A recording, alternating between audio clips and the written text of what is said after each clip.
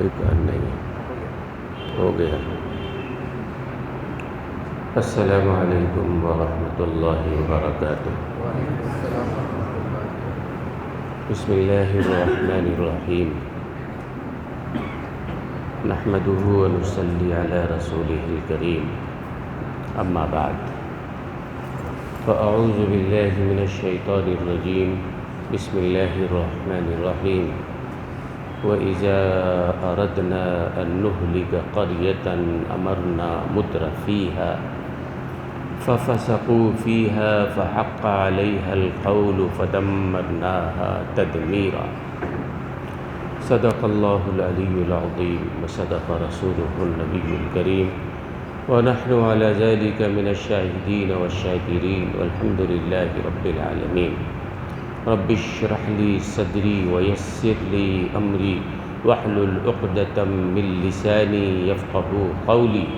سبحانک لا علم لنا الا ما علمتنا انک انت العلیم الحکیم۔ اللہم رب زدنی علما، اللہم انا نسألک علما نافعا، اللہم جنبنا الفواحش والمعاصی والخطایا والزلل ما ظہر منها وما بطن۔ محترم حضرات، آج شعبان المعظم کی 3 تاریخ ہے۔ شعبان المعظم کی فضیلت اور شب برات کے تعلق سے انشاءاللہ آئندہ جمعہ عرض کروں گا۔ آج مجھے جو عرض کرنا ہے وہ خاص طور سے شب معراج میں امام الانبیاء جناب محمد الرسول اللہ صلی اللہ علیہ وسلم کو اللہ نے جو خصوصی تحفہ عطا فرمایا تھا، یہ خصوصی تحفہ تو نماز کا اللہ نے عطا فرمایا تھا کہ الصلاۃ معراج المومنین، سرکار دو عالم صلی اللہ علیہ وسلم کو اللہ نے معراج پہ بلایا۔ جتنے بھی احکامات ہیں، زکوٰۃ ہو، روزہ ہو، حج ہو، قربانی ہو، حلال حرام، جتنے بھی احکامات ہیں اللہ نے اسی زمین پہ اتارا۔ نبی نے اس کا حکم دیا، جبریل امی لے کے آئے تو تمام احکامات حضرت جبریل امی علیہ السلام لے کر اسی زمین پر آئے اور تمام احکامات یہیں دیے گئے۔ نماز وہ واحد عبادت ہے، نماز وہ واحد ایسی فرض عبادت ہے جس کو اللہ نے براہ راست اپنے پاس بلا کر عطا فرمایا ہے، درمیان میں واسطہ بھی نہیں۔ جبریل امی کے ذریعے احکامات دیے جاتے تھے، اللہ نے جبریل امی کو بھیج کے نماز کی فرضیت کا حکم نہیں دیا، بلکہ اللہ نے عرش پہ بلا کر براہ راست تحفے کے طور پر جناب رسول اللہ صلی اللہ علیہ وسلم کو اور ان کے واسطے اس امت کو اللہ نے نماز کا تحفہ عطا فرمایا۔ بہت بڑی بات ہے۔ تمام احکامات مکہ مدینے میں اتارے گئے، جبریل امی لے کے آئے، لیکن نماز اللہ تبارک و تعالی نے براہ راست خود تحفے کے طور پر عطا فرمایا۔ اور اس امت پر تفصیلات آپ جانتے ہیں، 50 نمازیں پہلے فرض ہوئی تھی، پھر اس کے بعد حضرت موسیٰ علیہ السلام سے چھٹے آسمان پہ ملاقات ہوئی، انہوں نے واپس بھیجا۔ سرکار دو عالم صلی اللہ علیہ وسلم سے فرمایا کہ میں نے میری امت کا حال دیکھا ہے، ان کی عمر پر 2 رکعت نماز فرض تھی، میں نے میری امت کو دیکھا ہے۔ حضرت موسیٰ علیہ السلام نے اپنی امت کا تجربہ بیان فرمایا کہ میری امت 2 وقت کی نماز نہیں پڑھ سکی ہے، آپ کی امت تو اور بھی بعد میں آنے والی کمزور امت ہے، 50 وقت کی نماز مشکل ہو جائے گا، ابھی وقت ہے، آپ دوبارہ جائیے اور اللہ تبارک و تعالی سے درخواست فرمائیے۔ سرکار دو عالم صلی اللہ علیہ وسلم تشریف لے گئے، گزارش کیا۔ ایک روایت میں ہے کہ 5 رکعت نماز کا 5 وقت کی نماز کم ہوئی، اور ایک روایت میں ہے کہ 10 وقت کی نماز کم ہوئی۔ بار بار آپ جاتے رہے، آتے رہے، یہاں تک کہ اخیر میں 5 وقت کی نماز باقی رہ گئی۔ تو حضرت موسیٰ علیہ السلام نے کہا ایک بار اور جائیے، لیکن اللہ کے رسول نے فرمایا کہ نہیں، مجھے شرم آتی ہے، اور گزارش کرتے ہوئے بس جو ہے ہم اس پہ راضی ہیں۔ تو اللہ تبارک و تعالیٰ نے فرمایا لا يبدل القول لدی، میں نے 50 نمازوں کا حکم دیا تھا اور کم ہوتے ہوتے 5 وقت کی نماز رہ گئی ہے، لیکن میرا قول متعین ہے، جو 5 وقت کی نماز پڑھے گا 50 وقت کی نماز کا ثواب ہم عطا فرمائیں گے۔ یہ 5 وقت کی نماز ہے، نماز کی بڑی اہمیت ہے۔ کتنی اہمیت ہے؟ قرآن کریم میں نماز سے متعلق تقریباً 700 مقامات پہ اللہ نے بیان فرمایا ہے، اور براہ راست نماز کے متعلق تقریباً 100 آیتوں میں اللہ نے حکم فرمایا ہے نماز قائم کرو، نماز قائم کرو۔ اور حضرت عمر رضی اللہ تعالیٰ عنہ نے اپنے گورنروں کو خط لکھا تھا کہ دیکھو بھائی، نماز سب سے اول، قیامت کے دن سب سے پہلے نماز کے بارے میں ہی سوال کیا جائے گا، دنیا میں بھی ہر کام میں اول نماز۔ گورنروں کو خط لکھا، جو آدمی نماز کی طرف توجہ دیتا ہے، جو نماز صحیح پڑھتا ہے، اس کے دوسرے کام بھی سب صحیح ہوں گے۔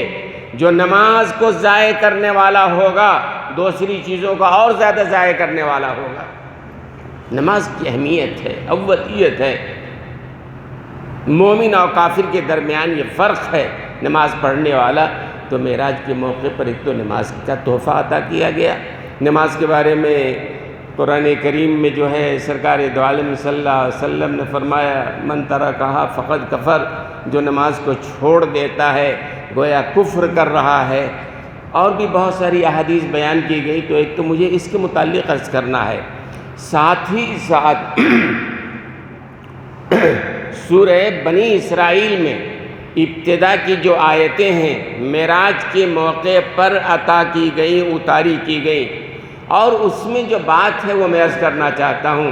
اللہ تبارک و تعالیٰ نے بنی اسرائیل کی تاریخ سے امت محمدیہ کو عبرت دلایا ہے، تاریخ سے عبرت۔ دیکھو انہوں نے یہ کیا، انجام ان کا یہ ہوا، تم بھی اگر یہ کرو گے تمہارا انجام یہ ہونے والا ہوگا۔ تو بنی اسرائیل کی تاریخ کیا؟ اللہ تبارک و تعالیٰ نے فرمایا کہ 2 بار بنی اسرائیل کون سی قوم تھی؟ اللہ اکبر، اللہ تبارک و تعالیٰ نے بنی اسرائیل میں تقریباً 4000 انبیاء اتارے، 4000 انبیاء مسلسل۔ حضرت یعقوب علیہ السلام کا ایک نام اسرائیل بھی تھا۔ اسرائیل عبرانی زبان میں اس کے معنی ہوتا ہے عبداللہ۔ بنی اسرائیل یعنی حضرت یعقوب سے جو نسل چلی ہے ان کی نسل کو بنی اسرائیل کہا جاتا ہے۔ تو حضرت یعقوب علیہ السلام میں بنی اسرائیل میں تقریباً 4000 پیغمبر اتارے گئے۔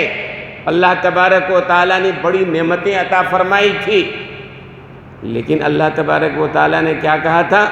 اللہ نے کتاب دیا تھا۔ حضرت موسیٰ علیہ السلام پر تورات اتارا تھا، اور حضرت عیسیٰ علیہ السلام پر انجیل اتارا تھا، اور اللہ نے صاف صاف کہہ دیا تھا جب تک تم ہمارے احکام اور ہماری ہدایت اور ہماری کتاب اور ہماری شریعت کے مطابق عمل کرتے رہو گے، ہم تم کو دنیا میں بھی سرخروئی عطا فرمائیں گے اور آخرت میں بھی کامیابی عطا کریں گے۔ اگر ہمارے احکامات کو چھوڑے، ہماری کتاب کے احکامات کو چھوڑے، شریعت سے نظر انداز کر لیا، تو یاد رکھنا اس دنیا میں بھی مارے جاؤ گے، ذلیل کیے جاؤ گے، اور آخرت میں جو ہونا ہے وہ تو ہونا ہی ہے۔ یہ اللہ نے صاف صاف کہہ دیا تھا بنی اسرائیل کو۔ پھر کیا ہوا؟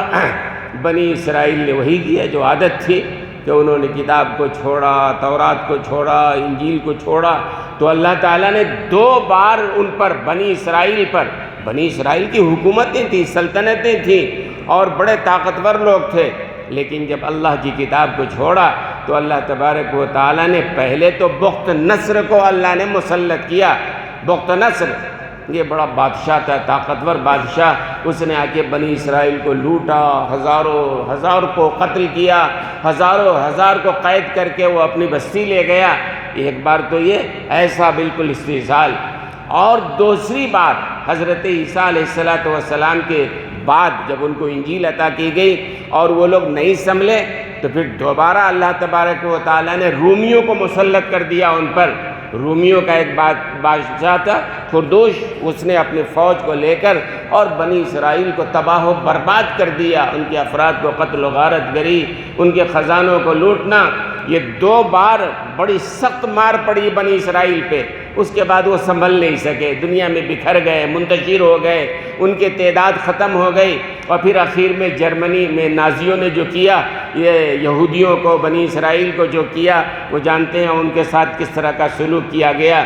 دنیا میں ہر جگہ یہ بنی اسرائیل مارے جاتے رہے، ستائے جاتے رہے، ان کے ساتھ قتل و غارت گری کا معاملہ ہوا۔ کیوں؟ اللہ نے پہلے کہہ دیا تھا کہ اگر ہماری کتاب کو چھوڑو گے تمہارا انجام بھیانک ہوگا۔ اللہ نے پہلے ہی بتا دیا تھا۔ پہلی بات جب انہوں نے تورات چھوڑا، اللہ نے بخت نصر کو مسلط کیا، اس نے ان کو ذلیل کیا، لوٹا مارا، قتل و غارت گری ہوئی۔ اور پھر دوسری بار حضرت عیسیٰ علیہ السلام کو انجیل عطا فرمایا۔ حضرت عیسیٰ علیہ السلام بھی بنی اسرائیل کے ہی نبی ہیں، آخری نبی ہیں۔ ان کو جو انجیل ملا، قوم نے پھر آہستہ آہستہ کتاب کو چھوڑ دیا اور ان احکامات کو چھوڑ دیا۔ نتیجے میں اللہ نے رومیوں کو مسلط کر دیا، اور رومیوں نے پہلے سے زیادہ، بخت نصر نے جتنا مارا کاٹا تھا، اس سے زیادہ رومیوں نے بالکل تباہ و برباد کر دیا، اور پوری دنیا میں یہ منتشر ہو گئے بنی اسرائیل کا انجام۔ اللہ تبارک و تعالیٰ نے معراج کے موقع پر جو آیتیں اتاری ہیں، امت محمدیہ سے کہا دیکھو بنی اسرائیل کا انجام، ان سے ہم نے کہہ دیا تھا اگر ہماری کتاب کو چھوڑو گے انجام بھیانک ہوگا، ذلت و رسوائی کے ساتھ رہنا پڑے گا۔ دیکھ لیا نا انجام ان کا۔ آگے اللہ نے امت محمدیہ سے کہا دیکھو اگر تم بھی وہی کرو گے جو انہوں نے کیا، جو ان کا انجام ہوا ہے، تمہارا بھی انجام ہونے والا ہے۔ اللہ نے صاف صاف کہہ دیا۔ ایسا نہیں کہ تمہارے ساتھ ہماری کوئی رشتہ داری ہے، انہوں نے کیا تو ان کو سزا ملی، تم کچھ بھی کرو ہم سزا نہیں دیں گے۔ نہیں، اللہ نے صاف کہہ دیا جو یہ کرے گا اس کو اس کی سزا بھگتنی پڑے گی۔ بنی اسرائیل نے یہ کیا، 2 بار ہم نے ان کو مار کھلوایا اور دشمنوں کو مسلط کر کے تباہ و برباد کر دیا، ذلت ان کا مقدر ہو گئی ہے۔ اے امت محمدیہ، اگر تم نے بھی یہ کام کیا تمہارے ساتھ بھی وہی سلوک ہوگا۔ اللہ نے اسی موقع پر آیت اتاری، ان ھذا القرآن یہدی للتی ہی اقوم، یہ قرآن ہے، میری کتاب ہے جو میں دے رہا ہوں تم کو، اس کتاب کے مطابق اگر زندگی گزارو گے دنیا اور آخرت دونوں جہاں میں کامیابی عطا فرمائیں گے۔ اور اگر تم نے اس کتاب کو چھوڑا تو جیسے بنی اسرائیل کو تباہ و برباد کیا گیا ہے تم کو بھی تباہ و برباد کیا جائے گا، ذلت تم پر بھی مسلط ہوگی۔ یہ اللہ نے اس موقع پر سنا دیا تھا۔ آئیے دیکھیے آپ، کیا مسلمانوں کی اللہ سے رشتہ داری ہے؟ ہم کچھ بھی کریں کوئی فرق نہیں پڑتا ہے؟ نہیں، جیسے بنی اسرائیل کے ساتھ وہ سلوک ہوا امت محمدیہ کے ساتھ بھی ہوا۔ کب ہوا؟ ظاہر سی بات ہے، ایک تو تاریخ کا وہ واقعہ سقوط اسپین کا نام سنا ہوگا، سقوط بغداد کا نام سنا ہوگا۔ اسپین پر جب مسلط کیا، جہاں مسلمان جو ہے 800 سال 1000 سال سے جو ہے وہ حکومت کر رہے تھے، بڑی طاقت تھی، لیکن جب اللہ کی کتاب کو چھوڑ دیا آپس میں لڑنے جھگڑنے لگے، اللہ نے یہ کیا کہ پورے اسپین سے ان کا نام و نشان مٹا دیا گیا، مسلمانوں کو قتل کر کے سمندر میں ڈال دیا گیا، ان کی کتابوں کو، قرآن ان کی جو کتاب تھی وہ دریا میں ڈال دیا گیا، سب تباہ و برباد کر دیے گئے۔ 800 سال حکومت کرنے والی قوم تباہ و برباد ہو گئی۔ پھر اس کے بعد دوبارہ کیا ہوا؟ سقوط بغداد پر جو ہے جب تاتاریوں کو مسلط کیا گیا، تاتاریوں کو جو بغداد پہ مسلط کیا گیا ہے، مورخین نے لکھا ہے یہ مسلمانوں کی بات میں عرض کر رہا ہوں کہ بغداد میں جب تاتاریوں کو مسلط کیا، اللہ نے 1 کروڑ 6 لاکھ مسلمانوں کو قتل کیا۔ انہوں نے، کس نے کیا؟ تاتاریوں نے کیا۔ کیوں کیا؟ ہم نے اللہ کی کتاب کو چھوڑ دیا تھا، نبی کے پیغام کو ہم نے چھوڑ دیا تھا، آپس میں لڑنے لگے تھے، ہمارے صفوں سے اتحاد ختم ہو گیا تھا، عیاشی بدماشی میں ہم لگ گئے تھے۔ جس کے پاس دولت وہ سمجھتا تھا کہ یہ ہمارا ہے، جس طرح چاہو جہاں چاہو عیاشی میں، بدماشی میں، شادیوں میں، ریا میں، دکھانے میں، دنیا میں جہاں چاہو خرچ کرو۔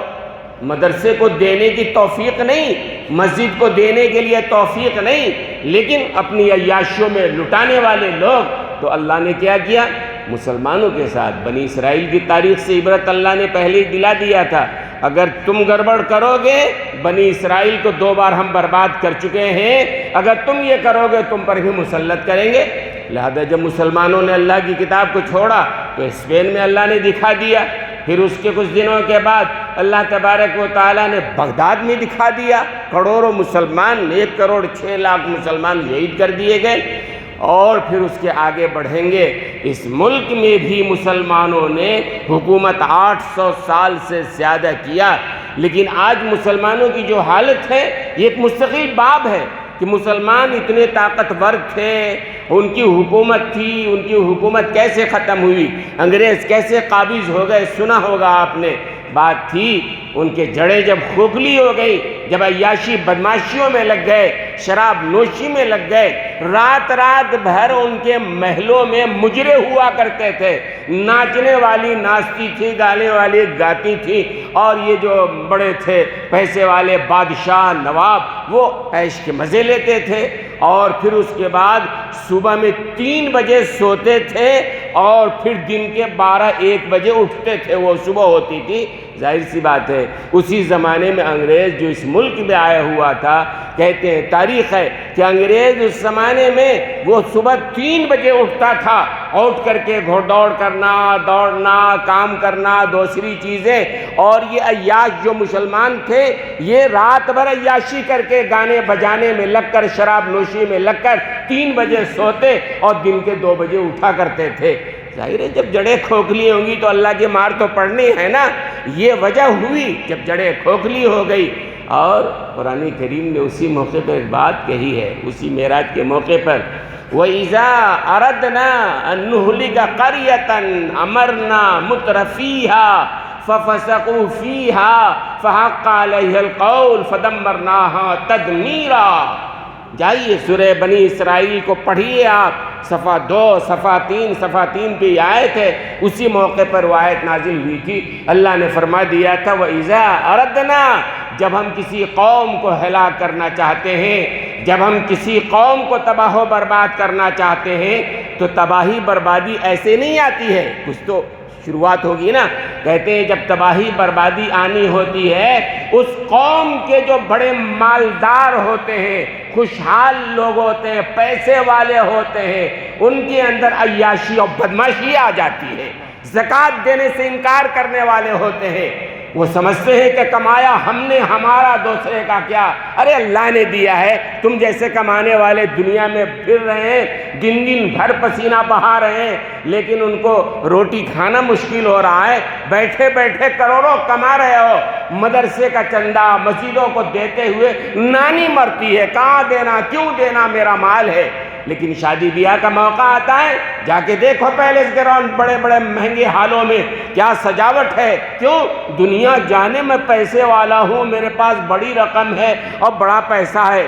اللہ نے فرمایا وَإِذَا أَرَدْنَا، جب ہم ہلاک کرنا چاہتے ہیں، نُهْلِكَ قَرْيَةً، جب کسی قوم کو، کسی فرد کو، کسی علاقے کو جب ہلاک کرنا چاہتے ہیں، شروعات کہاں سے ہوتی ہے؟ اس کے مالدار لوگوں میں یہ بیماری پیدا ہو جاتی ہے کہ وہ مالدار لوگ عیاشیوں میں مال کو لگانا شروع کر دیتے ہیں، زکوٰۃ دینے سے ان کو پریشانی ہو جاتی ہے، صدقہ دینے میں پریشانی ہو جاتی ہے، قوم کے کاموں میں پریشانی ہو جاتی ہے، کسی مفلس کسی غریب کے کاموں میں پریشانی ہو جاتی ہے، لیکن اپنے ذاتی معاملات میں ان کے خزانے کھل جاتے ہیں۔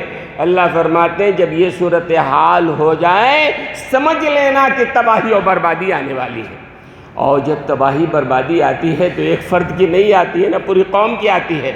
قوم تباہ ہوئی تو یہاں اس ملک میں بھی، بغداد میں بھی جو اللہ نے تاتاریوں کو مسلط کیا ہے وہ بھی عیاشیوں میں، بدماشیوں میں لگ گئے تھے، آپس میں لڑائی جھگڑوں میں لگ گئے تھے۔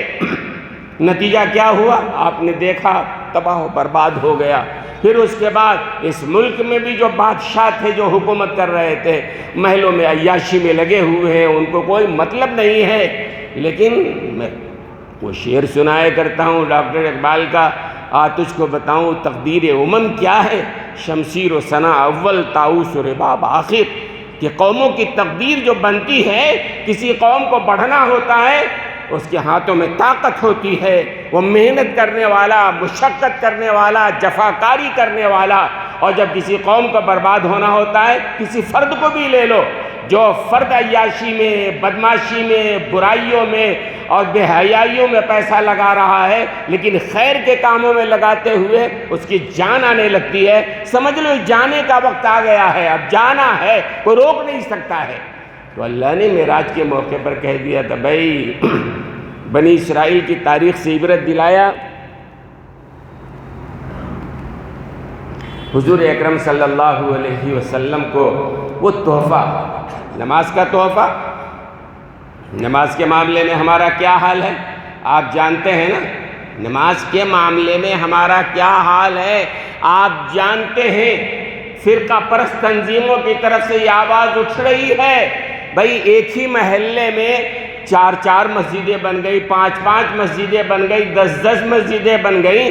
عام 5 نمازوں میں دیکھے تو کسی میں 1 درجن، کسی میں 2 درجن، اگر 5 مسجد کو ملا دیا جائے تو شاید ایک مسجد پوری طور پر بھرے بھی نہیں۔ میں 5 نمازوں کی بات کر رہا ہوں۔ لہذا فرقہ پرست تنظیموں کی طرف سے بہت پہلے سے یہ آواز اٹھ رہی ہے کہ مسلمانوں نے مسجد بنا بنا کے اس ملک کے زمین کو کیوں گھیر رکھا ہے؟ بھائی 5 مسجدوں کو توڑو، ایک مسجد میں کام چلاؤ، تمہاری مسجد تو خالی پڑی رہتی ہے۔ لہذا وہ چیز ہے وہ ملک کے کام آئے، کم سے کم چلو باغبانی ہو، پارک بنایا جائے اور دوسرے کاموں میں استعمال کیا جائے۔ تم نے 10 مسجد تو بنا لیا، یہ فلاں نام پہ، یہ فلاں نام پہ، یہ فلاں نام پہ، ہر مسجد میں عام نمازوں میں درجن بھر لوگ ہوتے ہیں، 2 درجن لوگ ہوتے ہیں۔ اگر 5 مسجدوں کے مصلی کو ایک مسجد میں جمع کر دیا جائے تو بھی مسجد بھرنے والی نہیں ہے۔ فرقہ پرستی آواز اٹھا رہے ہیں کہ اتنی مسجدیں کیوں بنا کے ملک کے زمین کو تم نے قبضہ کر رکھا ہے، خالی کرو ان مسجدوں کو، ہم پارک بنائیں گے، ہم آفس بنائیں گے، ہم کچھ اور کریں گے۔ لیکن ہم کیا کر رہے ہیں؟ نماز، وہ جو تحفہ معراج کے موقع پر ملا تھا اس معاملے میں بھی ہمارا یہ حال ہے۔ اور کہنے والے کہتے ہیں کہ آج مسلمان نماز پڑھنے والے 5% بھی نہیں ہیں، 5% بھی نہیں ہے عام نماز، یہ 5 وقت کی نماز، اور جمعہ بھی پڑھنے والے 60 سے 65% لوگ ہیں، اور باقی اتنا بڑا طبقہ جمعہ بھی نہیں پڑھنے آتا ہے۔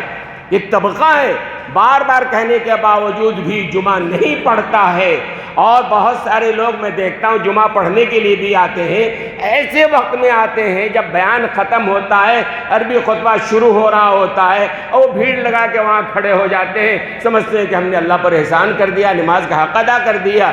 اور بہت سارے بدنصیب ایسے ہیں جن کو عیدین کی نماز کی بھی توفیق نہیں ہوتی ہے۔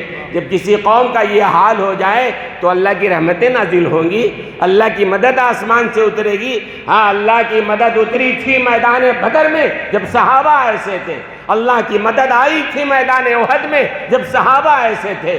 آج بھی مسلمان اگر قرآن کو تھام لے، شریعت کے مطابق چلنے لگے، خدا کی قسم آج بھی ہمارے لیے اللہ کی مدد آئے گی اور اللہ کے فرشتے ہماری مدد کریں گے۔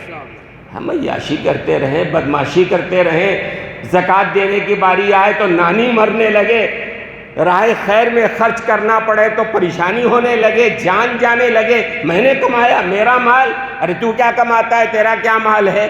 دنیا میں لوگ پھر رہے ہیں، اللہ نے دیا۔ پہلی سوچ یہ بناؤ اگر تمہارے پاس مال ہے، اس ذہن میں رکھو کہ اللہ کا دیا ہوا ہے، اور اللہ نے قرآن میں کہہ دیا ہے وَجَعَلَكُمْ مُسْتَخْلَفِينَ، ہم نے تم کو جو مال دیا ہے مینیجر بنایا ہے تم کو۔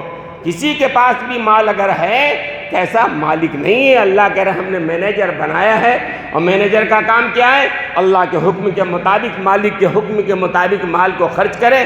تو اللہ نے فرمایا اسی موقع پر کہ بھائی جب کسی قوم کو ہلاک ہونا ہوتا ہے تو اس کے بڑے مالدار لوگ، خوشحال لوگ، امیر ترین لوگ، یہ بڑے لوگ جو ہیں نا عیاشیوں کے راستے میں لگ جاتے ہیں، گناہ کے راستوں میں لگ جاتے ہیں، ان کی عیاشیاں بدماشیاں آپ جانتے ہیں، یہاں گنانے کی ضرورت نہیں ہے۔ اگر ایسا حال ہو تو سمجھ لینا کچھ ہونے والا ہے، بہت کچھ تو ہو رہا ہے۔ اس سرزمین پر بھی مسلمان آج ذلت کے ساتھ جی رہا ہے، مسلمانوں کا ماب لنچنگ کیا جا رہا ہے، مسلمان کہیں اکیلے مل جائیں ان کے ساتھ جو سلوک ہوتا ہے، سفر میں جاتے ہوئے ڈر لگتا ہے، مسلمان جہاں تھوڑے لوگ ہیں خوف کے سائے میں زندگی گزار رہے ہیں۔ کیوں ایسا ہے؟ کیوں ایسا ہے؟ اس لیے ہے کہ ہم نے شریعت کو چھوڑا ہے اور احکام شریعت کو نظر انداز کیا ہے، ہم نے نبی کے طریقے کو چھوڑا ہے۔ اللہ نے اگر مال دیا ہے، مال کے احکام کو ہم نے نظر انداز کر لیا ہے، ہم نے سمجھا یہ مال جو ہے یہ ہمارے باپ کا پورا ہم مالک ہیں، جہاں چاہیں جیسے چاہیں خرچ کریں۔ نہیں، غلط تم نے سمجھ لیا ہے، یہ نشانی ہے، علامت ہے، جانے کا وقت آ گیا ہے۔ اللہ ہماری حفاظت فرمائے۔ تو اللہ نے یہ بات اسی موقع فرمایا، وَإِذَا أَرَدْنَا أَن نُهْلِكَ قَرْيَةً أَمَرْنَا مُتْرَفِيهَا۔ گھر میں جائیے، جا کر کے اگر ترجمے کا قرآن ہے سورہ بنی اسرائیل کی ابتدا کے 2-3 صفحات پڑھیے، ترجمہ پڑھیے، بات سمجھ میں آ جائے گا۔ معراج کے موقع پر اللہ نے وارننگ دے دیا تھا، اگر یہ کرو گے تو ذمہ داری تمہاری ہے۔ اور اسی موقع پر اللہ تبارک و تعالیٰ نے یہ بھی کہہ دیا تھا، وَقَضَىٰ رَبُّكَ أَلَّا تَعْبُدُوا إِلَّا إِيَّاهُ۔ اللہ نے فیصلہ کر دیا ہے کہ اللہ کے علاوہ کسی اور کی بندگی نہیں کی جائے گی، اللہ کے علاوہ کسی اور کی خدائی کو تسلیم نہیں کیا جائے گا، اللہ کے سوا کسی اور کے سامنے سر نہیں جھکایا جائے گا، اللہ کی طرح کسی اور کی تعظیم نہیں کی جائے گی۔ یہ اللہ نے قرآن کریم میں معراج کے موقع پر صاف صاف کہ بھئی تمہارا خدا ایک ہے جو خالق و مالک ہے، وہی رزق دینے والا ہے، وہی عزت دینے والا ہے، وہی موت و حیات دینے والا ہے، اسی کے سامنے سر جھکاؤ، اسی کی عبادت کرو۔ وَقَضَىٰ رَبُّكَ أَلَّا تَعْبُدُوا إِلَّا إِيَّاهُ۔ اللہ نے فیصلہ کر دیا، نبی سے کہہ دیا، بتا دیجئے کہ اللہ کے علاوہ کسی اور کو اگر تم نے اپنا بڑا مانا، اللہ کے علاوہ کسی اور کو اگر مشکل کشا سمجھا کہ وہ ہماری مشکلوں کو حل کرنے والے ہیں، تو یہ سمجھ لینا تمہارے تباہ و برباد ہونے کا وقت آ گیا۔ اور اسی موقع پر اللہ نے یہ بھی کہا، کیا کہا؟ وَبِالْوَالِدَيْنِ إِحْسَانًا، کہ اللہ کی وحدانیت کے ساتھ، اللہ کی عبادت کے ساتھ، بالوالدین احسانہ، والدین کے ساتھ حسن سلوک لازم ہے، والدین کے ساتھ حسن سلوک لازم ہے۔ یہ بار بار قرآن کریم میں کئی مقام پہ کہا گیا، سورہ بقرہ میں بھی، سورہ انعام میں بھی، سورہ بنی اسرائیل میں بھی اللہ نے بار بار کہا کہ والدین کے ساتھ حسن سلوک کرو۔ اور یاد رکھنا، جو آدمی والدین کے ساتھ حسن سلوک کرتا ہے نا، اللہ اس کا انعام اسی دنیا میں دیتا ہے، اور جو آدمی والدین کے ساتھ برا سلوک کرتا ہے اس کی سزا بھی دنیا میں ہی ملتی ہے، اس کی اولاد اس کو جوتے مارتی ہے۔ مثالیں بے شمار ہیں، جس نے اپنے ماں باپ کے ساتھ برا سلوک کیا اس کی اولاد نے بھی اس کے ساتھ برا سلوک کیا، اس کی اولاد نے اس کو مارا، گھسیٹا، جوتے مارے، ذلیل کیا، اصل میں وہ بدلہ ملنا ہے۔ اور ماں باپ کے ساتھ کوئی اچھا اگر سلوک کرتا ہے تو اللہ تبارک و تعالی دنیا میں بھی عطا کرتے ہیں۔ کہتے ہیں والدین کے ساتھ اچھا سلوک جو کرتا ہے نا، تو یہ ہوتا ہے کہ اللہ اس کے رزق میں برکت عطا فرماتے ہیں، رزق میں اللہ برکت عطا فرماتے ہیں۔ لہذا دوستو اور بزرگوں، وہ بات کہ بالوالدین احسانہ، ہر شخص کو چاہیے اپنا جائزہ لے کہ والدین کے ساتھ ہمارا سلوک کیا ہے۔ اگر والدین کے ساتھ برا سلوک ہے خدا را سمجھیے۔ اور اس کے بعد اسی موقع پر اللہ نے یہ بھی فرمایا، ان المبذرین کانوا اخوان الشیاطین وکان الشیطان لربہ کفورا، کہ یہ فضول خرچی کرنے والے شیطان کے بھائی ہیں۔ فضول خرچی کرنے والے، شادیوں میں ہوتا ہے نا، بڑی سجاوٹ ہو رہی ہے، بڑا حال ہے، بڑی دعوتیں ہیں، یہ کیا ہوتا ہے؟ دل میں ایک جذبہ ہوتا ہے، دنیا دیکھے، واہ واہ کرے، اور دنیا جانے ہمارے پاس بڑا پیسہ ہے۔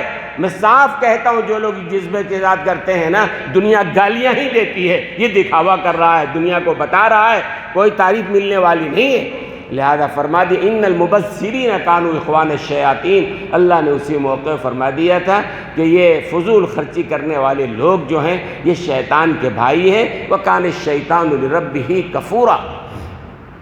اور آگے اللہ تبارک و تعالیٰ نے فرمایا تھا وَلَا تَقْتُلُوا أَوْلَادَكُمْ خَشْيَةَ إِمْلَاقٍ نَحْنُ نَرْزُقُهُمْ وَإِيَّاكُمْ۔ جی یہ بیماری بھی ہمارے اندر عام ہے، فیملی پلاننگ، بچے کم ہوں، زیادہ بچے ہو جائیں گے، کہاں سے ہم کھلائیں گے، حمل کو ساقط کرواؤ، زیادہ بچے ہو گئے تو کیا ہوگا بھائی، کہاں سے کھلائیں گے، تعلیم مہنگی ہو گئی ہے اور بڑا مشکل ہو جائے گا، کیا کریں، لہذا بچے کم پیدا کرو۔ اللہ نے کہا کہ تم معاش کے ذمہ دار کب سے بن گئے بھائی، کھلانے والا میں ہوں، میں رزق دیتا ہوں، لوگ تھوڑے ہیں رزق دے رہا ہوں، لوگ بڑھیں گے، ہم معاشی ذرائع کو بڑھائیں گے، ہم معاشی ذرائع بڑھائیں گے۔ ایک زمانہ تھا، ہمارے بچپنے کا زمانہ یاد ہے، اس زمانے میں آبادی کم تھی ذرا، لیکن اس کے باوجود بھی لوگوں کے لیے بڑی تنگی محسوس ہوتی تھی، پیسوں کی تنگی ہوتی تھی، کھانے پینے کی تنگی محسوس ہوتی تھی، ہر چیز نہیں کھا سکتے۔ آج آپ دیکھ رہے ہیں آبادی اتنی بڑھ گئی لیکن کھانے پینے کی چیزوں کی بہتات ہو گئی ہے، لوگوں کے پاس پیسے آ گئے ہیں۔ اللہ فرما رہے ہیں کہ رزق کا نظام میں نے اپنے ہاتھ میں رکھا ہے، آبادی بڑھتی ہے، رزق کے ذرائع ہم بڑھاتے ہیں، تم جو قتل کر رہے ہو، اللہ نے قتل کہا، یہ حمل میں جو مارا جاتا ہے، ڈاکٹر کے پاس گئے، ٹیسٹ کرایا، بھائی بیٹی ہے کہ بیٹا ہے یا بچے اب نہیں ہونا اس لیے کچھ ذرائع آپریشن کرا لو، کچھ بھی کرا لو، یہ اس کو اللہ نے کہا قتل کہا ہے، تم قتل کر رہے ہو، یہ قتل ہے جو حرام ہے، معاش کے ذمہ دار تم کہاں ہو، نحن نرزقہم، اللہ نے فرمایا پہلے ان کو ہم رزق دیتے ہیں، بعد میں تم کو دیتے ہیں، یا ان کے صدقے میں ہم تم کو رزق دیتے ہیں، تم کب سے کمانے والے اور کھلانے والے بن گئے، یہ نظام تو ہمارا ہے نا۔ وَلَا تَقْتُلُوا أَوْلَادَكُمْ خَشْيَةَ إِمْلَاقٍ نَحْنُ نَرْزُقُهُمْ وَإِيَّاكُمْ۔ تو دوستو اور بزرگوں، اور بھی آگے کئی باتیں ہیں، سرسری طور پر کہہ کے آگے بڑھنا بھی ذرا عجیب سا لگتا ہے۔ پھر آگے اللہ تبارک و تعالیٰ نے فرمایا وَلَا تَقْرَبُوا وَلَا تَقْتُلُوا النَّفْسَ الَّتِي حَرَّمَ اللَّهُ إِلَّا بِالْحَقِّ، کسی انسان کو ناحق قتل مت کرو۔ نہ تو کوئی انسان خود اپنے جان کو ختم کرنے کا اختیار رکھتا ہے، نہ دوسرے کی جان لینے کا اختیار رکھتا ہے۔ وَلَا تَقْتُلُوا النَّفْسَ الَّتِي حَرَّمَ اللَّهُ إِلَّا بِالْحَقِّ، اللہ نے صاف فرما دیا کہ جس آدمی نے کسی ایک انسان کو بلا وجہ قتل کیا ہے، یعنی بلا عذر شرعی، اور وہ عذر شرعی کیا ہوگا وہ اسلامی عدالت طے کرے گی، آپ نہیں طے کرو گے، لہذا بلا عذر شرعی کے کوئی کسی ایک انسان کو قتل کرتا ہے، اتنا بڑا جرم ہے، گویا پوری انسانیت کو اس نے قتل کر دیا ہے۔ وَلَا تَقْتُلُوا النَّفْسَ الَّتِي حَرَّمَ اللَّهُ إِلَّا بِالْحَقِّ۔ آج تھوڑے تھوڑے معاملات میں، تھوڑے لڑائی جھگڑوں میں ہمارے درمیان یہ کام بھی خوب چل رہا ہے، اور کرائے کے گنڈے استعمال کیے جاتے ہیں مارنے کے لیے، زخمی کرنے کے لیے، پریشان کرنے کے لیے۔ آپ کیا سمجھ رہے ہو؟ یہ اللہ کی طرف سے عذاب ہے جو مسلط کیا جا رہا ہے۔ وَلَا تَقْتُلُوا النَّفْسَ الَّتِي حَرَّمَ اللَّهُ إِلَّا بِالْحَقِّ، ہرگز جائز نہیں ہے کوئی آدمی خود اپنی جان کو بھی ختم کرنا چاہے، اپنے آپ کو مارنا چاہے، وہ بھی حرام ہے، ناجائز ہے۔ اس لیے جان اللہ نے جو دی ہے نا، وہی بات کہ ہم اس کے مالک نہیں ہیں۔ یہ معاملہ کورٹ میں بھی بہت پہلے چل چکا ہے، کسی شخص نے اپنے آپ کو ہلاک کرنا چاہا، خودکشی کرنا چاہا، اس نے بچا لیا گیا، بہرحال پکڑ لیا گیا، پولیس نے پکڑ لیا، مقدمہ ہوا، اس نے دلائل پیش کیے، میری جان ہے، میں زندہ رہوں نہ رہوں مجھے اختیار ہے۔ آخر میں کورٹ نے بھی وہی فیصلہ کیا جو قرآن کا فیصلہ ہے، جو اسلام کا فیصلہ ہے، کہ تم اپنے جان کے مالک نہیں ہو، اس کا مالک اللہ ہے۔ اپنے مالک ہوتے تب تم قتل کر لیتے ہیں، آپ اپنے آپ کو مسئلہ نہیں تھا۔ اس باڈی کے، اس جسم کے مالک ہم نہیں ہیں، مالک اللہ ہے۔ اسی لیے ہم کو اپنی نگاہ کو استعمال وہیں کرنا ہے جہاں اللہ کی اجازت ہوگی، ہم اپنے ہاتھ کو وہیں استعمال کریں گے جہاں اللہ کی اجازت ہوگی، ہم اپنے دل و دماغ کو وہیں استعمال کر سکتے ہیں جہاں اللہ کی اجازت ہے۔ اس سے ہٹ کے کوئی اگر کر رہا ہے، گناہ ہے، مالک کی نافرمانی ہے، جرم ہے، تو اس باڈی کے ہم مالک نہیں ہیں۔ سمجھ میں بات آ رہی ہے نا؟ جیسے ہم اپنے مال کے مالک نہیں ہیں، ہم نے جو کما لیا ہے ہم سمجھ رہے ہیں کہ ہم مالک ہیں، جہاں چاہیں جیسے چاہیں خرچ کرنا، نہ بہت بڑی غلط فہمی ہے۔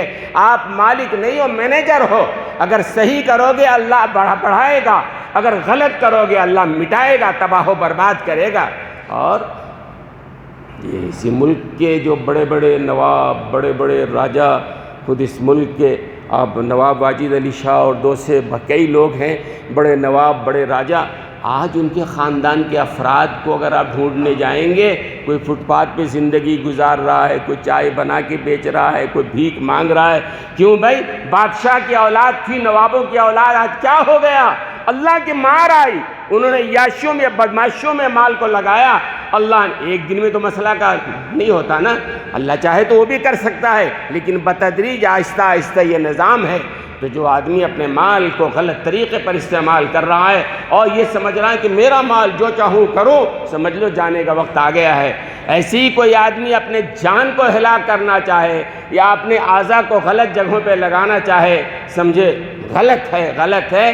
جو ہوا ہو گیا، توبہ کرو اللہ سے، اے اللہ ہمارے جرم کو معاف کر دیجئے اور آئندہ ہمیں صحیح طور پر اسلام کے ہدایت کے مطابق، شریعت کے ہدایت کے مطابق اپنے جان اور مال کو لگانے کی توفیق عطا فرمائے۔